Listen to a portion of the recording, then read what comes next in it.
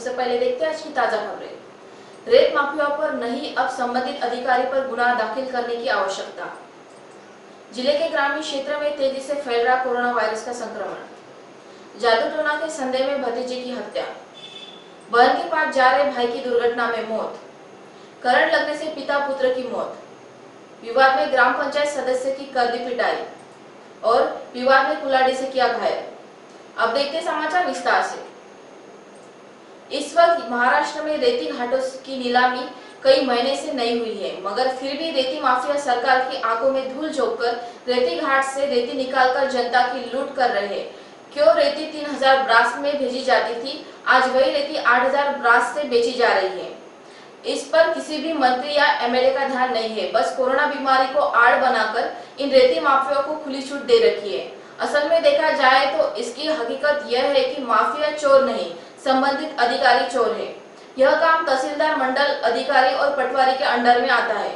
सबसे पहले तो पटवारी और मंडल अधिकारी पर ही गुना दाखिल करने की आवश्यकता है, क्योंकि इनके इलाके में आने वाले एरिया की इन्हें ही देखरेख करनी होती है। मगर यह देखने की बजाय रेत माफिया के साथ हाथ मिलाकर खुलेआम रेती की चोरी करवाने में शामिल होते हैं। अगर यह लोग अपनी ड्यूटी को पूरी तरह से निभाने लगे तो यह रेती माफिया की क्या मजाल जो घाट से रेती चुरा कर ला सके। साथ ही तहसीलदार की भी उनकी उतनी ही जिम्मेदारी है जितनी की मंडल अधिकारी की है। वह अपने आने वाले एरिया में क्या हो रहा है उसकी खबर ले तो चोरी होने का सवाल ही नहीं। कर्तव्यदक्ष अधिकारी डीसीपी विक्रम साली, जो नागपुर सिटी के यातायात प्रमुख हैं, इन्होंने रेत माफिया को पुलिस की गिरफ्त में लेकर तहसीलदार और संबंधित अधिकारी अपनी ड्यूटी पर कार्य कर रहे हैं। आइए जानते हैं डीसी विक्रम साली साहब से इनकी जानकारी। आज आम्हाला जी गोपनीय माहिती मिळाली त्यानुसार आमच्या स्टाफने उमरेड रोड विहीरगाव जवळ 3 अवैध रेतीचे ट्रक पकडले। त्यांच्यावरती कायदेशीर कारवाई करण्यासाठी ते अजनी विभाग ट्रॅफिक विभागाकडे सुपूर्द केले आणि ते तिन्ही पण ट्रक जे पकडले ते विदाऊट रॉयल्टी होते। त्याच्यावरती पुढची आम्ही तहसीलदार आणि आरटीओ यांना पत्र देऊन कारवाई करत आहोत। यामध्ये असं अगोदर सुद्धा कारवाई झालेली आहे, त्याकडे दुर्लक्ष करण्यात आलेलं होतं।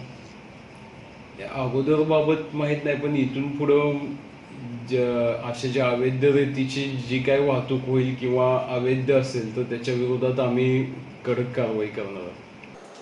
अगर यह अधिकारी कार्रवाई करे तो शहर में अनेक ठिकानों पर रेतियों के ढीक के अंबार लगे हैं। उन्हें दंड नाप कर रेती जमा करे और जिस गाड़ी से रेती लाई जा रही है उन्हें जब्त किया जाए तथा चालक और मालक पर कलम 379 लगाकर गुना दाखिल करे। साथ ही जिन घाटों से रेती चोरी हुई है उस इलाके के पटवारी पर गुनाह दाखिल करे, तभी इन रेती माफियाओं का मामला खत्म हो सकता है। आप तक न्यूज नागपुर प्रतिनिधि अखिल अहमद उर्फ गुड्डू की रिपोर्ट। यवतमाल जिले में गुरुवार की देर रात और 4 कोरोना संक्रमित पाए गए हैं। इसके साथ आइसोलेशन वार्ड में कोरोना संक्रमितों का आंकड़ा बढ़कर 154 हो गया है। वर्तमान में कोरोना संक्रमितों की संख्या 41 है। शुक्रवार को एक भी नया कोरोना संक्रमित नहीं पाया गया। स्थानीय वसंतराव नाइक सहकारी चिकित्सा महाविद्यालय के आइसोलेशन वार्ड में कुल 54 मरीज भर्ती हैं। इसमें से 41 की रिपोर्ट पॉजिटिव है, जबकि 13 संदिग्ध हैं। शुक्रवार को 42 लोगों की रिपोर्ट प्राप्त हुई। इसमें से 41 की रिपोर्ट नेगेटिव आई है, किंतु इसमें से एक की रिपोर्ट फिर से जांच के लिए भेजी गई है। शुक्रवार को कोरोना संक्रमितों की संख्या में कोई वृद्धि नहीं हुई। प्राप्त हुई रिपोर्ट में से 32 यवतमाल के और 4 संभाजीनगर के हैं। इसके साथ ही महागांव, वडगांव, नेर, कलम ग्रामीण, वणी और मारेगांव की एक रिपोर्ट है। इन सभी की जांच रिपोर्ट निगेटिव है। अस्पताल के आइसोलेशन वार्ड में शुक्रवार को नए 5 संदिग्धों को भर्ती किया गया। इसके चलते आइसोलेशन में भर्ती मरीजों की संख्या 54 हो गई है। जिले में अब तक कुल 154 मरीज पाए गए हैं। इसमें से 111 लोगों ने कोरोना संक्रमण को मात दी, वह पूरी तरह ठीक होकर अपने घर लौट गए हैं। इसके साथ ही जिले में अब तक कोरोना संक्रमण से 2 लोगों की मौत हो चुकी है। जिले में अब तक कुल 2245 लोगों के नमूने जांच के लिए भेजे गए हैं। इनमें से 2019 लोगों की रिपोर्ट निगेटिव पाई गई है। वर्तमान में होम क्वारंटाइन लोगों की संख्या 449 है तथा संस्थात्मक क्वारंटाइन की संख्या 41 है। यवतमाल शहर में कोरोना संक्रमण पर रोक लगी है। हालांकि जिले के ग्रामीण क्षेत्र में कोरोना संक्रमितों का आंकड़ा दिन ब दिन बढ़ता ही जा रहा है। इसके चलते जिले के ग्रामीण क्षेत्र में भी अब कोरोना का खौफ बढ़ रहा है। प्रशासन की ओर से नागरिकों को कोरोना संक्रमण से बचने के लिए उपाय योजना का हर संभव प्रयास करने के निर्देश दिए गए हैं। उमरगढ़ तहसील के बिटर गांव में गुरुवार को जादू टोना करने के संदेह में चाचा ने पड़ोस में रहने वाले 7 वर्षीय भतीजे की निर्ममता से हत्या कर दी। बच्चे को बचाने आई दादी पर भी आरोपी ने हंसिया से वार कर दिया, जिससे वह गंभीर रूप से घायल हो गई। घायल को अस्पताल में भर्ती कराया गया है। मृतक बालक का नाम गणेश उर्फ सदगुरु नत्थु पेलवाड़ है। आरोपी चाचा की पहचान किशन शेषराव पेलवाड़ के तौर पर हुई है।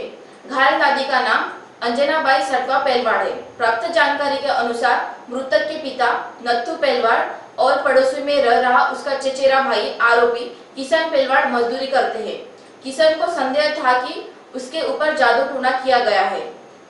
इससे उसने मन में नत्थु के प्रति गुस्सा था। आरोपी किशन ने गुरुवार की दोपहर 2 बजे पड़ोसी चचेरे भाई नत्थु के घर में तेज धार हंसिया से लेकर घुसा। इस दौरान वहां नत्थु का 7 वर्ष का बेटा गणेश घर में मौजूद था। किशन ने उस पर ही हंसे से वार कर दिया, जिससे उसकी मौत हो गई। गणेश को बचाने आई उसकी दादी के पेट पर हंसिया लग जाने से वह गंभीर रूप से घायल हो गई। घटना के बाद आरोपी ने खुद को घायल कर बिटरगांव थाने पहुंच गया। पुलिस ने उक्त आरोपी को अस्पताल में भर्ती कराया। पुलिस ने आरोपी के खिलाफ हत्या का मामला दर्ज किया है। अब लेते एक छोटा सा ब्रेक, देखते रहिए आप तक न्यूज। यवतमाल शहर के बीचों बीच पांढरकवड़ा रोड स्थित जिंद्रान नगर सभी सुविधाओं से परिपूर्ण जिंद्रान नगर आकर्षक और मनमोहक बंगले, सेमी बंगले, डीलक्स बंगले, जहां आपको मिलेगा आपका प्यारा घर आपके मुताबिक। जिंद्रान नगर में निसर्गरम्य वातावरण, बच्चों के मनोरंजन के लिए भरपूर खिलौने, सभी के स्वास्थ्य और तंदुरुस्ती के लिए सुंदर बगीचे की व्यवस्था, रोड के दोनों साइड और चौराहे पर आकर्षक पुल कॉर्नर, संपूर्ण परिसर में पक्के डांबर के रास्ते, भरपूर रोशनी के लिए स्ट्रीट लाइट की व्यवस्था, ईश्वर की प्रार्थना के लिए विशेष इबादतगाह, 18 मीटर का डीपी रोड, आने जाने के लिए 11 पक्के डामरे रास्ते। जिंद्रान नगर के शुरू में भव्य और आकर्षक प्रवेश द्वार। खरीदारों के लिए खुश खबर, लोन सुविधा उपलब्ध। जिंद्रान नगर में 24 घंटे भरपूर पानी की सुविधा। संपर्क आप तक न्यूज कार्यालय, विवेकानंद स्कूल के पास, बब्बी पहलवान चौक, यवतमाल। आप तक न्यूज में आप सभी दर्शकों का फिर से एक बार स्वागत। बहन से मिलने के लिए पोडगवान की ओर जा रहे भाई की दुर्घटना में मृत्यु हो गई। यह घटना गुरुवार को दोपहर में यवतमाल पांढरकवड़ा मार्ग पर जोड़महा के पास हुई। मृतक का नाम गोपाल बोडेकर है। गोपाल जब अपनी बहन से मिलने के लिए दुपहिया से पोडगवान की ओर गया था, तभी तेजी से जा रही दुपहिया नीम के पेड़ से जा टकराई। इसमें गंभीर रूप से घायल गोपाल की मौत हो गई। यवतमाल जिले के आर्नी तहसील के कोटा बाजार में तड़के 3:30 बजे करंट लगने से दत्तात्रेय घुगे और उसके बेटे भावेश घुगे की मौत हो गई। जानकारी के अनुसार सुबह लघु शंका के लिए गए भावेश को बाथरूम में करंट लग गया। उसके चिल्लाने पर पिता बाथरूम की ओर दौड़े, किंतु उनके भी तार को छू लेने से दोनों की मृत्यु हो गई। उन्हें बचाने दौड़े भावेश के मामा कैलाश दहीफड़े को भी करंट का हल्का झटका लगा। मृतक दत्तात्रेय मूल रूप से अकोला जिले के अकोट निवासी थे। 10 वर्षों से वह कोटा बाजार में ही रह रहे थे। शौचालय की पाइपलाइन फूटने की शिकायत करने को लेकर हुए विवाद में ग्राम पंचायत सदस्य को तेज धार छुरी से मारकर घायल करने का मामला सामने आया है। यह घटना 4 जून की दोपहर 12:30 बजे बनी के चिकलगांव में घटी, जिसकी शिकायत चिकलगांव निवासी संदीप संभाजी बेसरकर ने दोपहर 4 बजे बने थाने में दर्ज कराई है। शिकायत के मुताबिक शौचालय के पानी की पाइपलाइन फूटने को लेकर आरोपी ने ग्राम पंचायत कार्यालय में शिकायत की थी।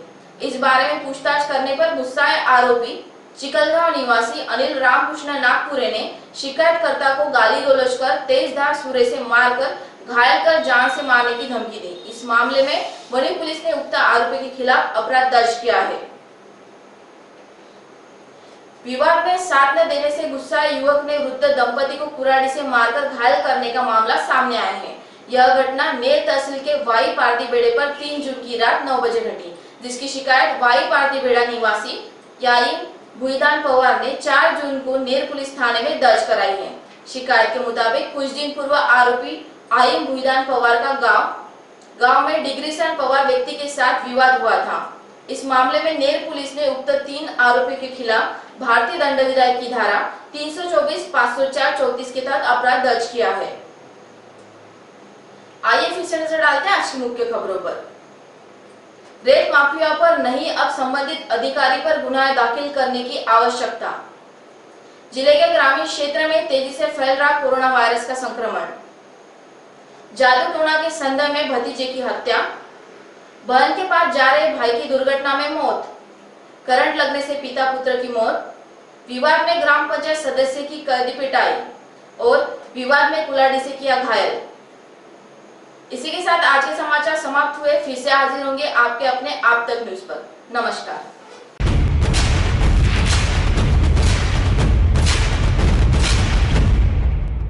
जुल्म के खिलाफ इंसाफ की गुहार लगा रहे मजलूमों की पहुंचाने आवाज आ रहे हैं आप तक।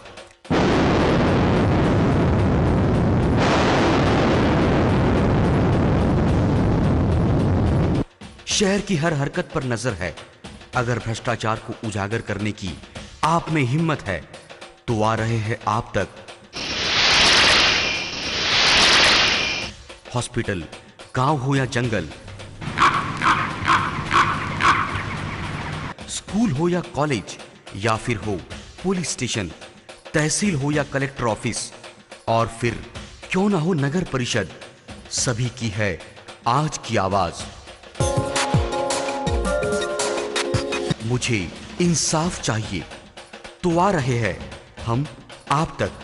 हमेशा आप देखते रहिए आप तक, क्योंकि उस पर मैं आती हूँ रोज रोज। सो आप जरूर देखिए आप तक। आप तक न्यूज के साथ आप तक न्यूज यवतमाल, बोरुंडिया कॉम्प्लेक्स, विवेकानंद विद्यालय के पास यवतमाल। समाचार एवं विज्ञापन के लिए इन नंबरों पर संपर्क करें। 9850353756